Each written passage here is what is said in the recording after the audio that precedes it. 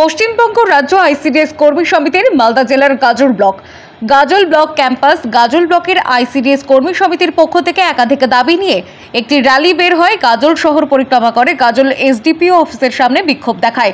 এরপর তাদের একাধিক দাবির পত্র নিয়ে সরাসরি সিডিপিওর কাছে প্রদান করেন। গাজল ব্লক আইসিডিএস সমিতির পক্ষ থেকে জানা গিয়েছে, তাদের একাধিক দাবিগুলি হলো অঙ্গনবাড়ি কর্মী ও সহায়িকাদের স্থায়ীকরণ করতে হবে, অঙ্গনবাড়ি কর্মচারীদের গ্রুপ সি গ্রুপ ডির সরকারি স্বীকৃতি দিতে হবে, মূল্য বৃদ্ধির সূচকের সাপেক্ষে 21,000 টাকা ন্যূনতম বেতন দিতে হবে, কর্মী ও সহায়িকাদের পেনশনের ব্যবস্থা করতে হবে, কর্মীদের অতিরিক্ত কাজের দায়িত্ব দিলে 5,000 টাকা অ্যাডিশনাল সম্মানিত দিতে হবে, প্রতিটি কেন্দ্রের জন্য ঘর, পানীয় জল, শৌচালয়ের ব্যবস্থা করতে হবে, কেন্দ্রের ঘর ভাড়া দিতে হবে, মা ও শিশুদের প্রয়োজনীয় পুষ্টিকর খাদ্য সরবরাহের জন্য ডিম, সবজি ও জ্বালানি খরচ বাজার অনুযায়ী বরাদ্দ বৃদ্ধি করতে হবে।